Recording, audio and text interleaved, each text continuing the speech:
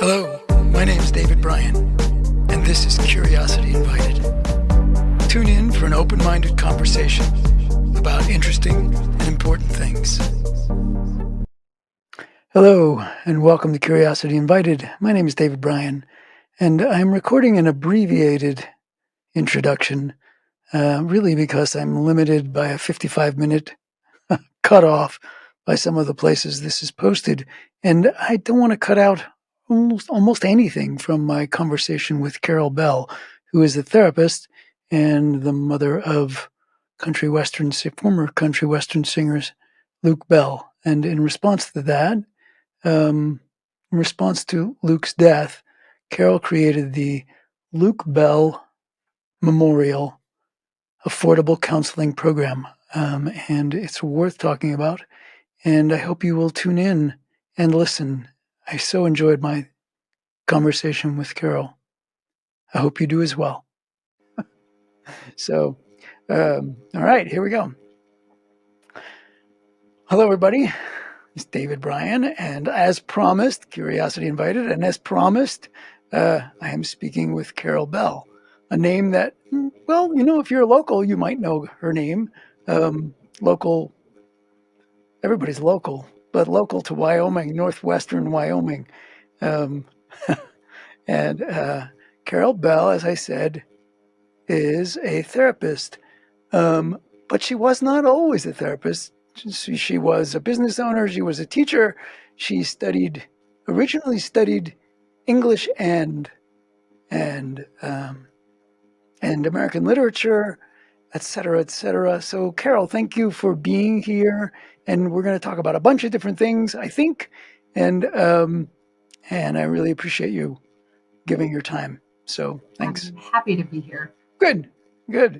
You rushed from a therapy appointment to here. So, which meant what? You sort of turned around in your chair. Yeah, exactly. I love the short commute of working at home. Yeah, it's great. So, yeah. Well, so let's start with, okay, so was there anything to say about the fact that you were born in Shell and grew up on a ranch? And I think the rest of the world very romantic about that, right? It's like, oh, you grew up on a ranch, and should they be? Should they be? Wow, that's a hard question. I guess that I will say as a child, it was romantic. I mean, I was also taught to be very tied into the romantic notion of ranching. And we were taught to be very proud. If we whined when we were moving cattle, which we did from a very early age, and often our days started, we would get up at like 3:30 in the morning to be out in the desert before it got hot so we could get the cattle moving, and we wouldn't get home until 7 or so at night. And if we were 8 or 10 years old, that's a pretty long day. You bet. And sometimes with very little food and water. And if we whined, my parents would say, most kids would give their eye teeth to be out here. They're right. So we were taught to buy into the romantic notion. But as I've gotten older, I guess I realize that the life I was taught to believe I was leading was not the life I was leading. Oh, that's interesting. That's mysterious. What does that mean? It's just a very patriarchal culture still. And it's a men's world. It's a man's world, and it's sort of based on this idea that of the strong, independent type, it will persevere. And actually, ranchers depend heavily on one another, on their neighbors and community members. And also, they do depend on public grazing space and because they, and I, it's important. They are raising our food, but they also do get a lot of government support when there are forest fires, or, so I feel like, yeah, it's definitely kind of you only see the romantic part. Yeah, it's so interesting that, I mean, because on the one hand, geez, this was not what I was going to talk about, but here we go. Um, See, I think so many people. I think there is something really special about growing up in, well, first of all, raising food, whatever it counts. I mean, it's, if it used to be that everybody, everybody was a farmer, right? Everybody was a farmer or a rancher, right? And now, what is it, 1%, less than 1% of the population, and they make the food for everybody else. They make life possible.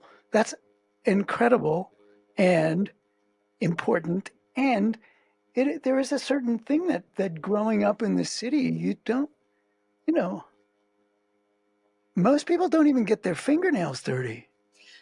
So I guess I will say that that is one of the beautiful things about my childhood is I Yeah. think um, when I think about my own resilience, my own mental health, I think it is really such a gift to be raised with so much meaning and purpose. Hmm. We did feel like the work that we were doing was really important. It mattered. It mattered because we were raising food, but it also, if we didn't show up for work, sometimes things died. So it Right. did feel like the work that we did, even as children, doing chores, was important. And also, the ranch that my family owns has been in the family since 1901. And so I was the fourth generation. And there Wow. is definitely this sense that there is an intellectual property, a knowing of the landscape, a knowing of the seasons, and the kind of interdependence between the ranch I grew up on and nature that you could not acquire in one lifetime. Mm. And so there is this Oh, wow. idea that you are inheriting a knowledge that took many generations to acquire, and that it is a very important gift that you're not really worthy of. Mm. And so in a spiritual sense, I think growing up on a ranch, it was just easy to remember how small you were, while at the same time feeling like you were important and your life had meaning and Yeah. purpose. Yeah, that, since moving here, I grew up, I grew up in suburbs and cities, and sort of gradually moved to more more treed rural places. And now, although I live in town, it's Powell and it's a ranch farm community. So, one of my friends, I don't know, maybe you know him, maybe you don't. He's an organic farmer. He's a farmer, Rod Morrison, who's a wonderful guy. And it is absolutely true that there is a knowledge that, I look up at the sky and it's beautiful. He looks up at the sky and it's beautiful and it means something. And you just know that it's true. And so I it's interesting. Years ago, I met I was at a bar or whatever. I met a woman and she was embarrassed that, her parents were farmers. I was like, what are you talking about? Like they grow food. Like we need it. No one survives without that. So anyway, I wasn't even that wasn't even on my mind. But thank you for that. Um, you started to speak about there is it's a weird culture, weird. It's not a word to use these days, I suppose. It's taken on a whole different meaning. But there is an unusual culture, and it's probably true everywhere, but it feels more pronounced here. Here meaning, this climate, cowboy country, and um, there is a sense of, as you spoke about it, there's a sense of, we are independent. We are, I do it on my own, and no, nobody does anything on their own. I mean, they get in a tractor that if there was not a factory, you're not on that tractor. And, and so, but I also know that, and because we've spoken about this, but I also know that, that seeps, it's cherry picked, right? We're independent. So there are certain things you don't ask for help for, even though we get this invisible help all the time, and it takes its toll. And you know that in an unfortunate and a personal way, that there's everybody, not maybe not young people. I suspect you also have clients that have been have been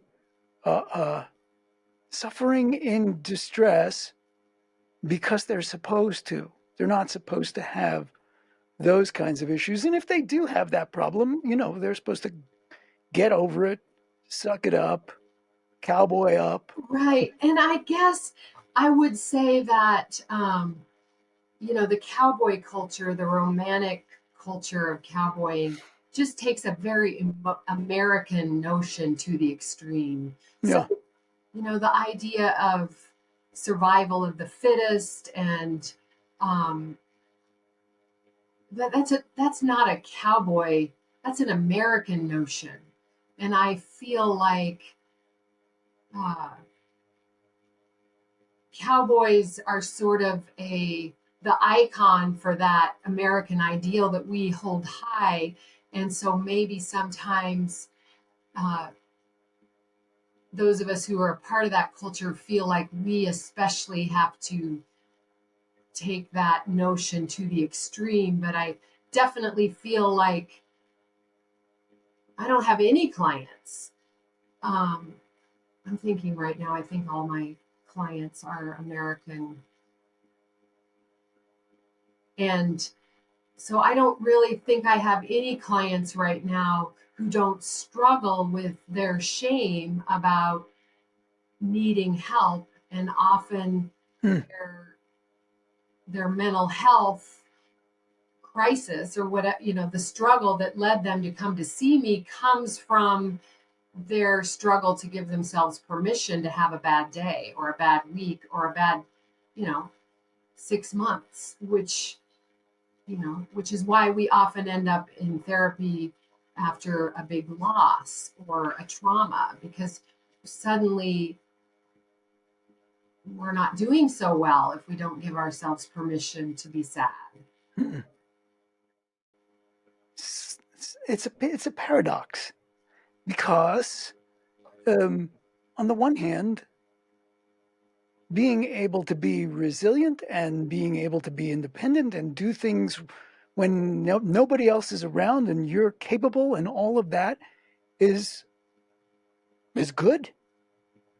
And but making that the ethos, has all of, like, that's the way you ought to be, and across the board. First of all, nobody ever is, right? I mean, we're supported.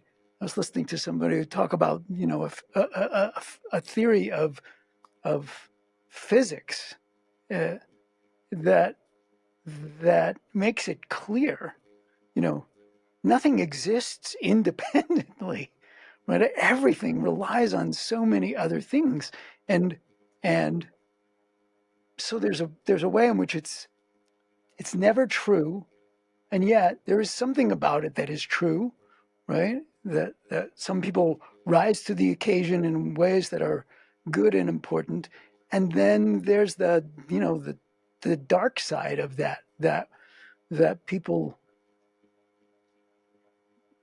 people don't know when to ask for help, when it's okay to ask for help, and help of the sort that that you now provide. And I know it's relatively recent, right? You're a therapist. Well, you're now a therapist as of this past summer.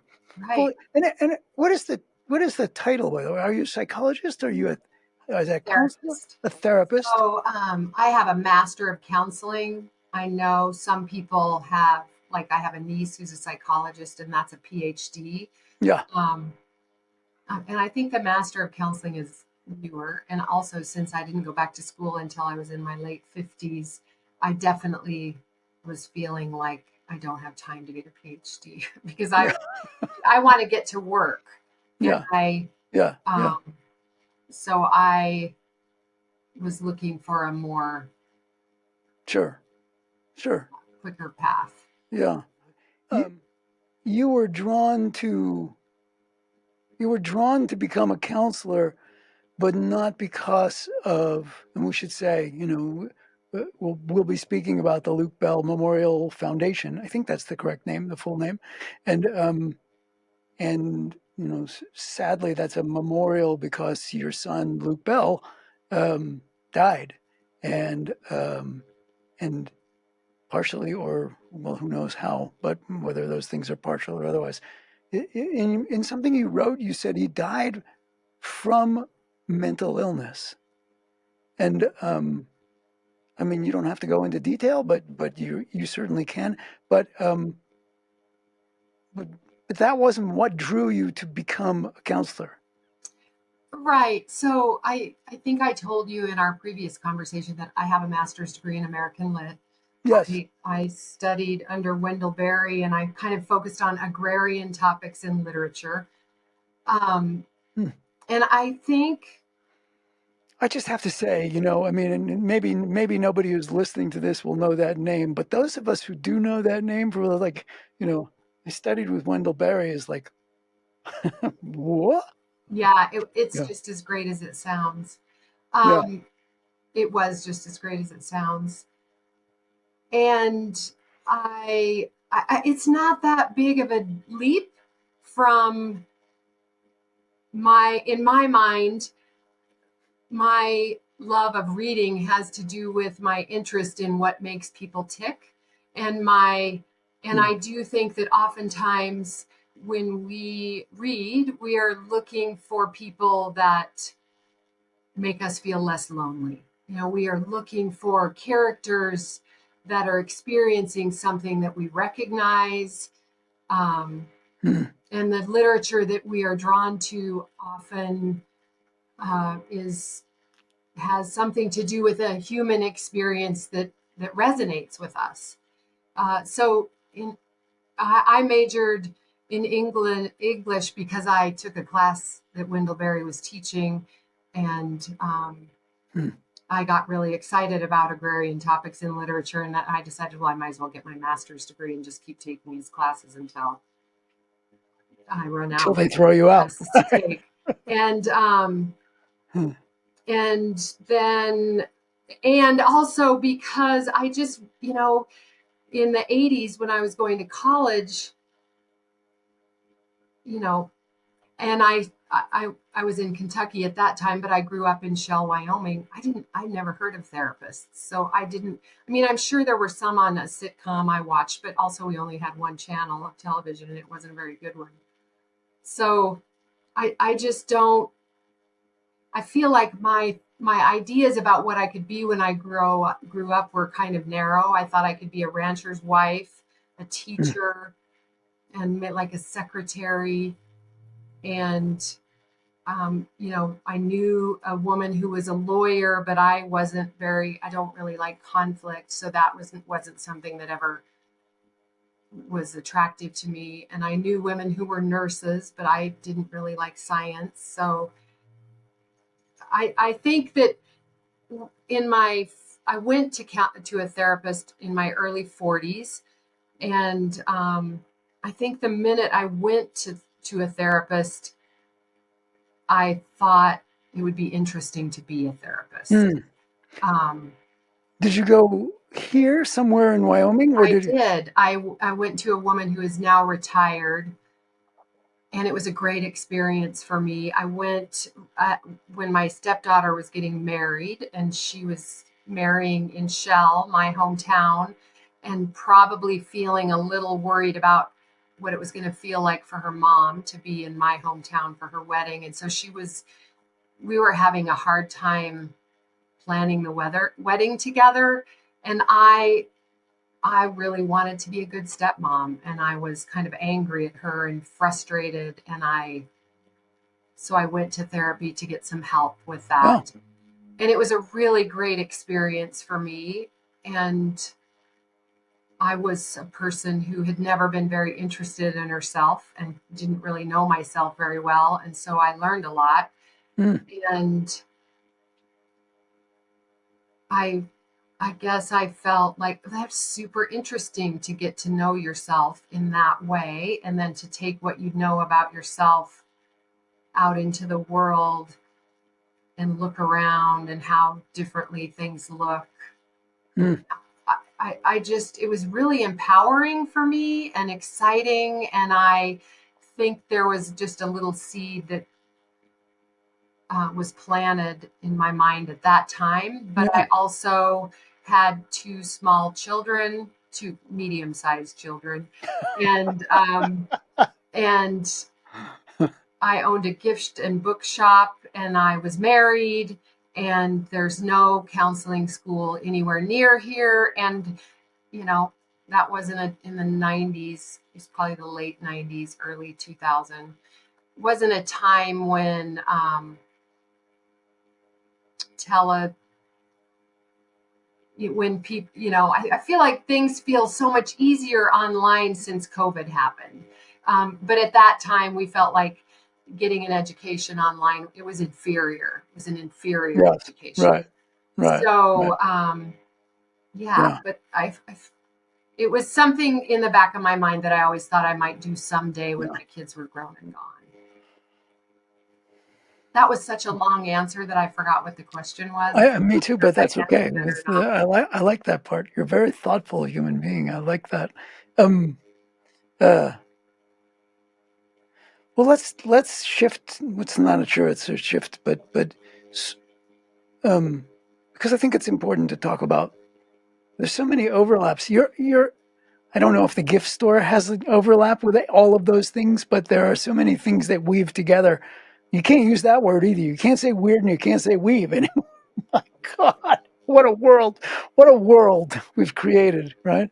Um, we haven't, but we have. Uh, um, so your son, Luke, Luke Bell. Some people may know that, may know his name, and in his story, he died. And what does that mean? He died from mental illness. Um, I'll tell you what it means to me. Good. Uh, because my son actually died of a fentanyl overdose. Ah, And when he died,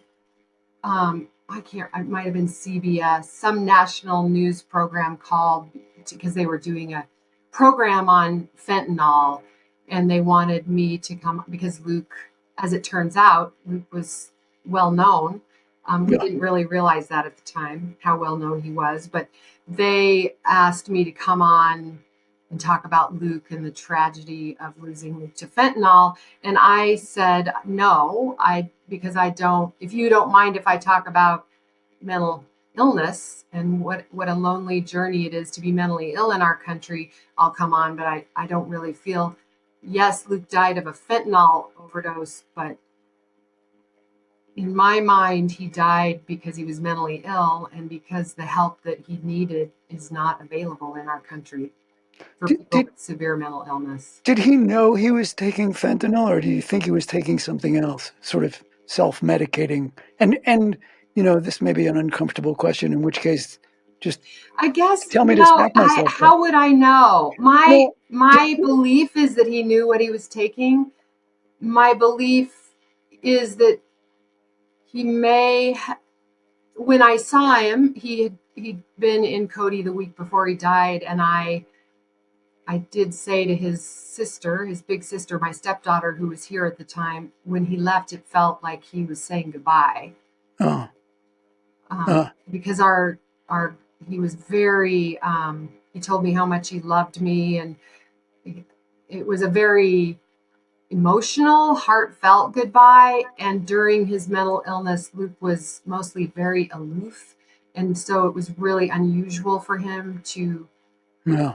talk to me openly about how grateful he was for my support and how much he loved me. Mm. So it felt like Yeah. when they called to tell me they'd found him, I was not surprised, and I felt certain at the time that he had committed suicide. Um, and of course, I will never know if he knew what he was doing, but I do know that he was in a place in his life where he knew that his drug and alcohol behaviors were really dangerous to him. He almost always, after drinking or using drugs, he almost always had a psychotic episode. And Mm. those psychotic episodes were really dangerous. He made really bad decisions when he was psychotic. And so I feel like Mm-hmm. whether or not he was intending to kill himself, he was aware that that was a possibility and he did not care. Yeah. Yeah. I get that. And also, you know, I don't know why. I think for me,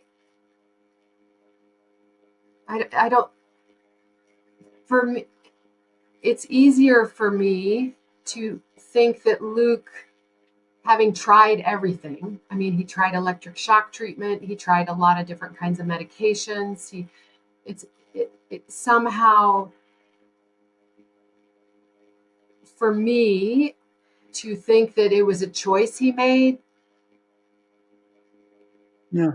feels less sad for him.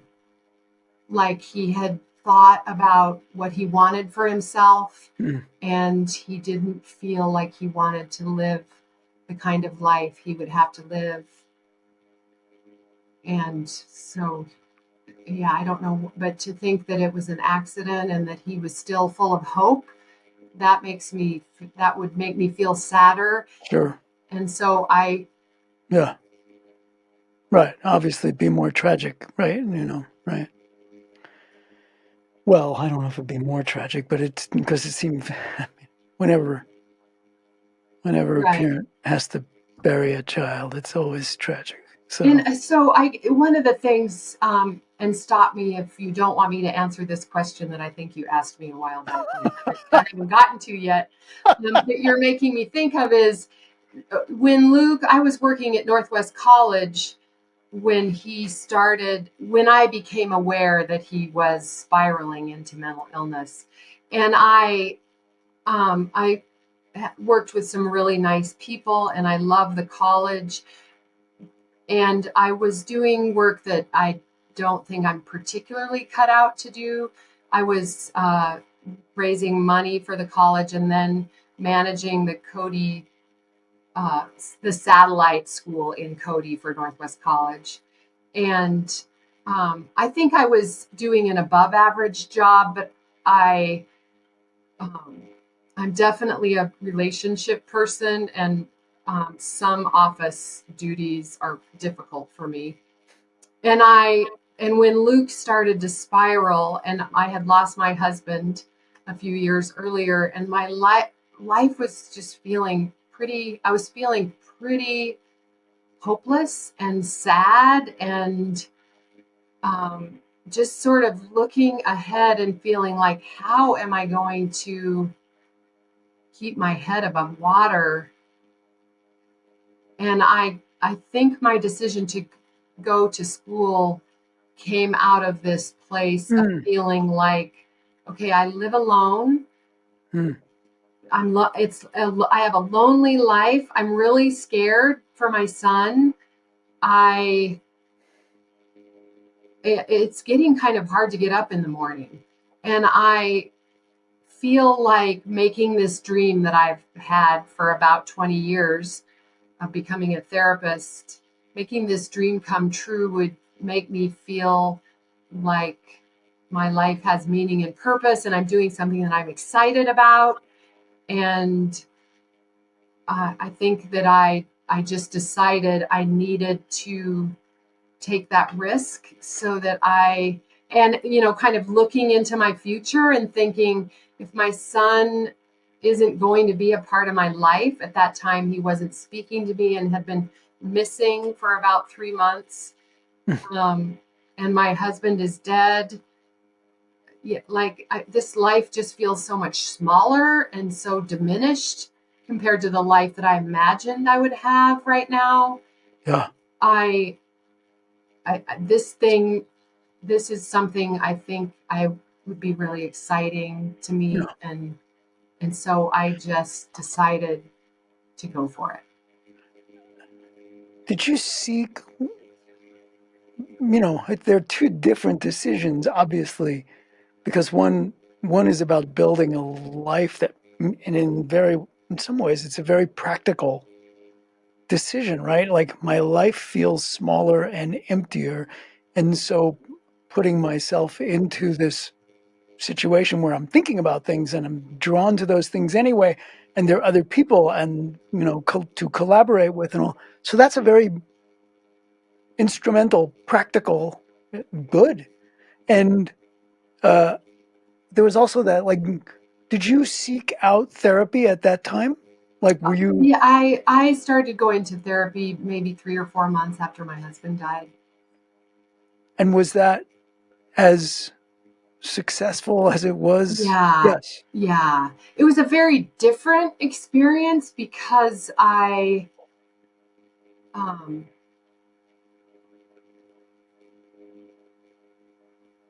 I think, when I went to therapy when my stepdaughter was getting married, I felt like, oh, I have a clear problem that I need help solving. Correct. Right. Yeah. And when I Right. went to therapy after my husband died, I was feeling like I have all of these emotions. I don't know what to do with them. And I think my friends are getting a little bit tired of it. I think, like it's just too much. I need to dump this somewhere every week because I'm offloading it on people who say hello to me in the grocery store. Or Right. uh, Right. I just felt a little bit like it was more in the beginning anyway. I feel like I just needed a place to dump. It's Um, interesting because it's. I mean, you might feel like I'm burdening people I don't want to burden. On the other hand, there is that also that go back to that original piece of the conversation. There is I'm not supposed to. I'm supposed to right. take care of the shit myself, and And I so do think that our culture, we are so unrealistic about grief. So, and so was I before I experienced yeah, loss of someone. I lost my grandparents, but they died of old age. I mean, very different. I Yeah, I I feel like, after 3 months, most of my friends were like, I mean, you get 2 weeks off from work, right? Most of my friends were like, okay, come on, get a grip, Carole. It's yeah, been 3 months, yeah. Come on, get over it. right? Life Um, goes on. and not that they would, my friends are No, of great. course, Not that they right? would say that. No, But I do think people start to get tired, and also, and I think this was true of my family members too, they kind of want the old Carole back. She was way more fun than this Carole and way less serious yeah, and yeah, not as sad. And so I yeah, wanted the old Carole back too. And I yeah. went to Exactly. therapy because I thought I would get her back. Yeah, yeah. Well, and what you ended up with was the new and improved Carol. Right. I don't know, Yeah, improved, but definitely new. yeah. You're modest. You're being modest. Well, but then you did this thing, and let's shift to that. Let's so we can spend a little time on the foundation because I think it's a really important thing to get out there, right? So Luke he may not have been a superstar, having won every award, but he was on his way.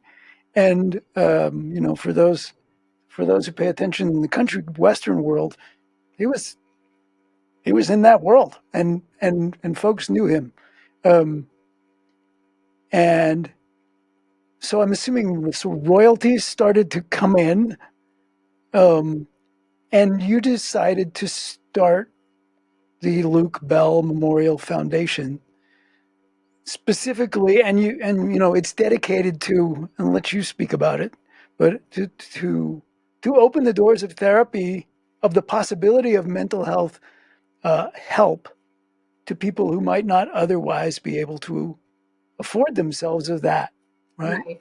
So it's actually called the Luke Bell Memorial Affordable Counseling Program. Ah, And so it's no wonder you don't remember that because it's long. But we affordable. wanted it to say what it is. And I interned in Denver at school in a program very similar to this.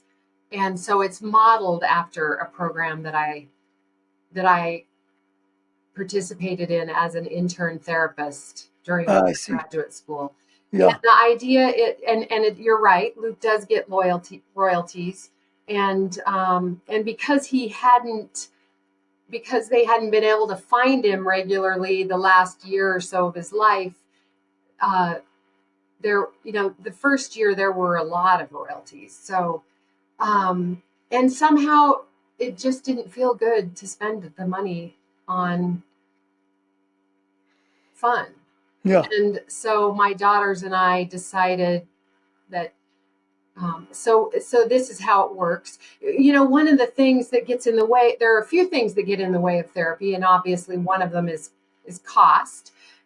But another is just like, you have to have the wherewithal to call a therapist and to fill out the paperwork and answer the questions. And then if that therapist you call is busy, if you spend all this time researching and you decide, I want to see Dr. Shelley Graham, and then you call her and she says, I'm sorry, I don't have any openings. So not only do we provide when you apply, all you have to do is say, this is my name, this is where I live, my income is $65,000 a year or less, and I can afford to pay, and you choose some number between $25 and $65 per session.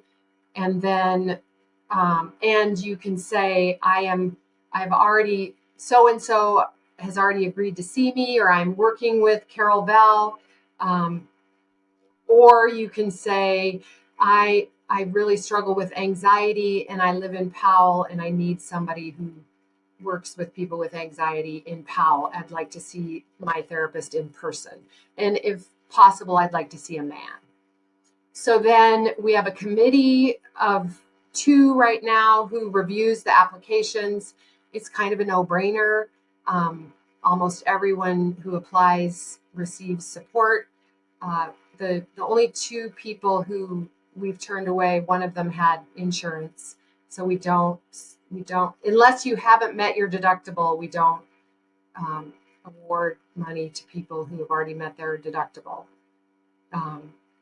And the other person had already received a scholarship for 10 sessions, and so at the time we were only allowing people to apply once per year, but since then we have voted to allow people to apply twice.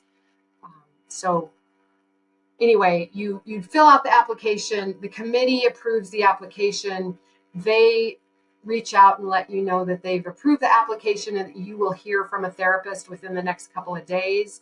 And then they either contact the therapist that you've requested, or they find you a therapist. Oh, well. And then and so all you do is fill out the application, and then all the work that can be kind of overwhelming if you're in crisis Yeah. is taken care of for you. And when you hear from somebody next, it is your therapist calling to set up an appointment. And are you sort of, whoever is doing it, are people sort of, beating the door down?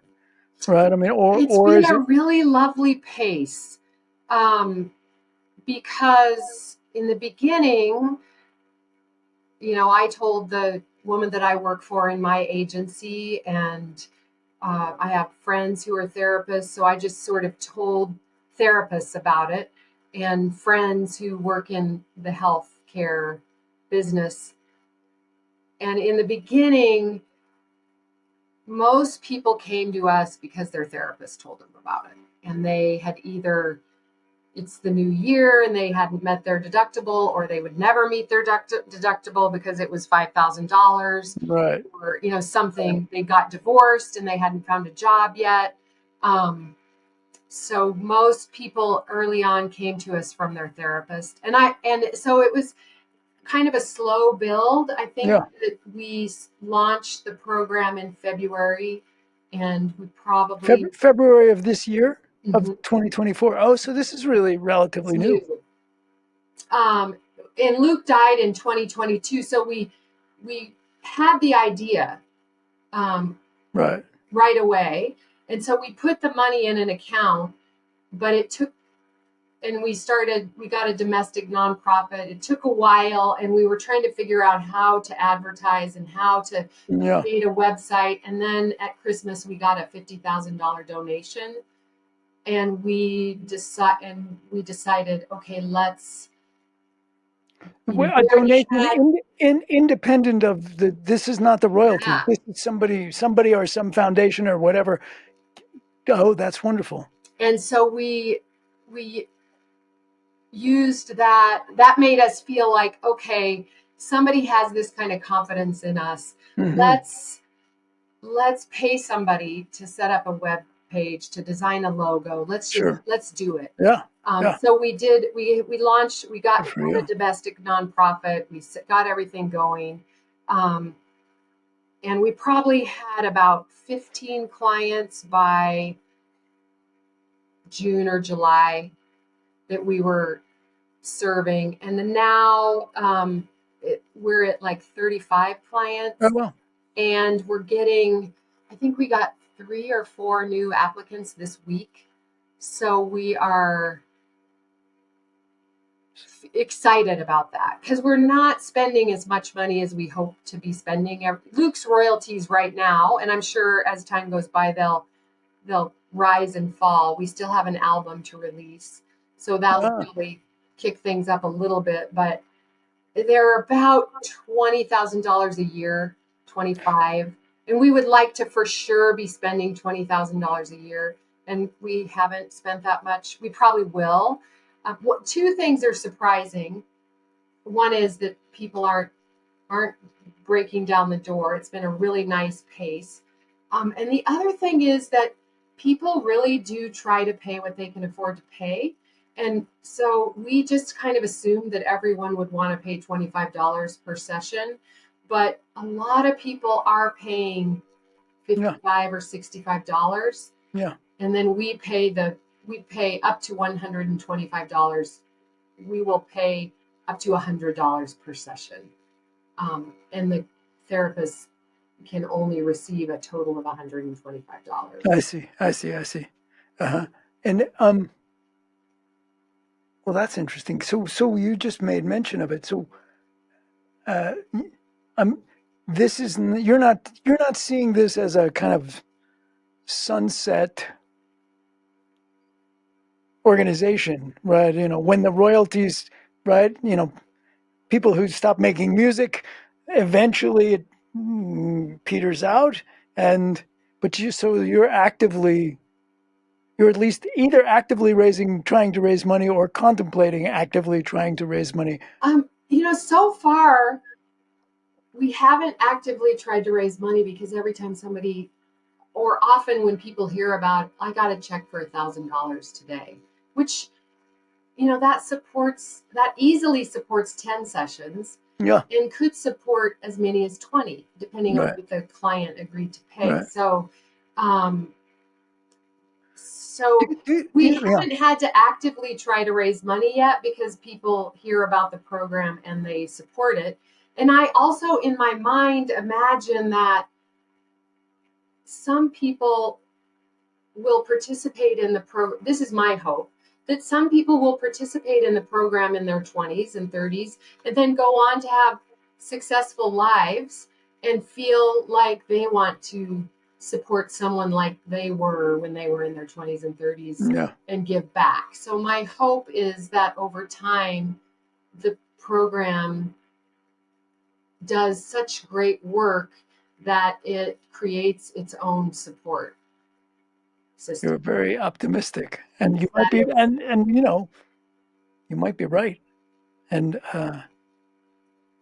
yeah, it's and also I'm not afraid to fundraise. I yeah, mean, clearly, we need right. to. Sure, sure.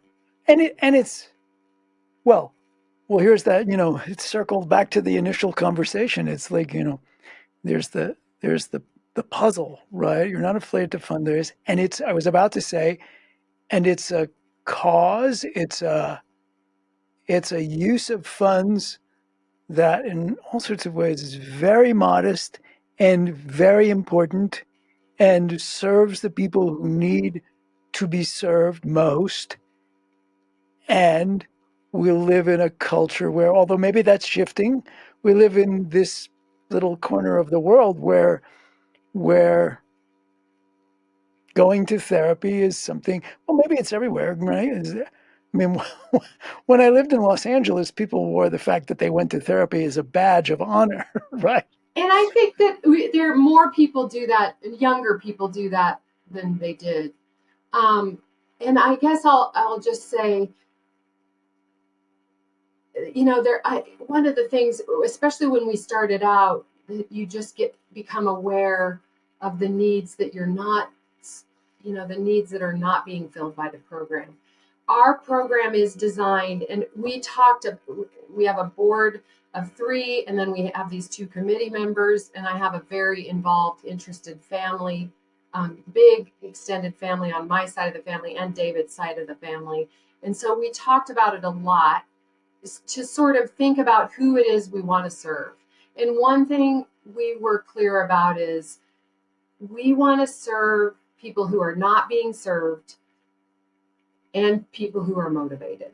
So that is why therapists are not allowed to write off the client's portion. Like they cannot say to their client, "Oh, you don't have to pay your copay. We'll just eat that." Right, right. Because we are serving clients who we want them to have some skin in the game. Our belief is that, Yeah, $25 is like 4 cups of coffee. And even Luke, when he was homeless, could come up with the money to buy coffee. yeah, So we feel like you should be prioritizing therapy enough to yeah. Give up your cup of a coffee. little bit. Right. And so we want motivated clients um, who are, yeah, I guess motivated and who can afford to pay a little bit. And so there are people that, Yeah, maybe they get behind on their payments and they're wanting us to help with debt, counseling debt, and we don't do that. right. There are people who can't afford to pay. We don't take those clients. Yeah. We don't take people under the age of 18 Hmm. because our hope is that they're on Medicare or Medicaid. I, I, I see that as wise. I don't know if we spoke about this. I started a school and ran it for about 20 years.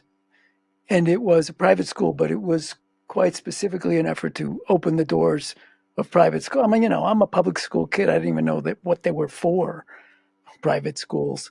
And so this was a real effort to do that. So, and the structure of it was everybody pays something.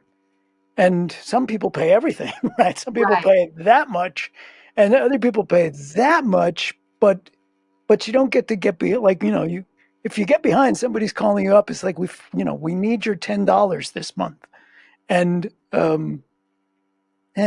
because skin in the game matters, right? I mean, right. like you are making an effort.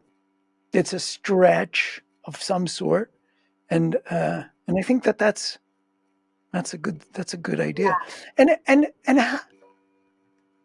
it's hard, right? I mean, there's the whole privacy issues. I was going to say you get feedback that things are going well, but you can't really get feedback because you can't really talk to the therapist or Right. whatever. I think, we're planning to get together with all the therapists who are participating in December and ask for feedback from Oh, them. yes, I heard about that because of my And wife. then, Yeah. Yeah. right. And then we'll see if people feel, I mean, you can give feedback about the program, and Right. some people have emailed feedback. And then I think that the committee can send an email to the clients asking them if they would like to share Right. feedback. And of course, they can say no. I was going to But say if anonymous, they, and plus it could be anonymous. I mean, they could still right, say lovely things that right. And anonymous. we would like to be able to tell some of our larger donors, Yeah, we would like to be able to share sure. anonymously some feedback, You bet. just so they know that how, Yeah, your dollars went to a yeah, were a really good thing. yeah, Right. Yeah. Well, I think that's wonderful. I mean, I really do. I think it's wonderful, and it's a need. It's so clearly a need. I mean, what's interesting in the 4 years that I've been here, so I'm a real newcomer. Um, there's more and more conversation, quite specifically. I mean, in whether the bills pass or not, even the legislature of Wyoming is talking about, improving mental health and mental health support for people who need that. And so it's, one hopes that it's a wave that will keep coming, that not because everybody should be in therapy, although I don't know, maybe you think everybody could get something from it, but which they probably could, but to have that available to people when they do, when they yeah, when they can use that support, when they need, because like if we lived in communities that were really communities, maybe nobody would need it, but but you said it before, it's like, sometimes you just you need some help sorting through the mess of life right, that is sometimes messy, and right, everybody knows it. So whether they want to be tough about it or not, everybody knows it. right. So And, sometimes we're lucky and we have just the right friend or family that's right. member That's right. in our lives when we're having a certain kind of crisis. But um, sometimes, I think in particular about becoming a widow at age 51. I had a lot of friends. I have a lot of friends who are widows, but I didn't have any friends my age who had lost a husband. Um, Hmm. Yeah. and no one in my family knew quite what to do about it, Right. or you know how many layers there are to that kind of a loss. And so, Plus, sometimes family is, right, you know, there's so many different entanglements, and right, yeah. like And the same with friends. you Our need friends and somebody who's like, family, they have an agenda when they listen to us. They want us to get better.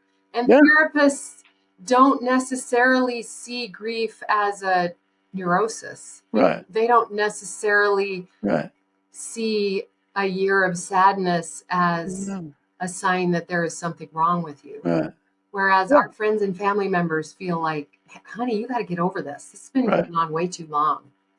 Yeah, I mean, therapists want to open the windows, pull the curtains back, bring in the light, bring in fresh air, and help you sort of, you know, help you freshen up the rooms, Right. right, and make it livable again. So, well, I'm looking at the time, and I promised you time, and I promised you not to do too much time. I have so enjoyed this conversation, I have and too, David. Thanks. and so thank you. And if there's anything I can do to help, let me know. And and who knows, maybe we'll speak again. I hope to meet you sometime. Yeah, You're just down the road, I know. after all. So what a pleasure. Pleasure for me too, David. So Thanks. thank you so much.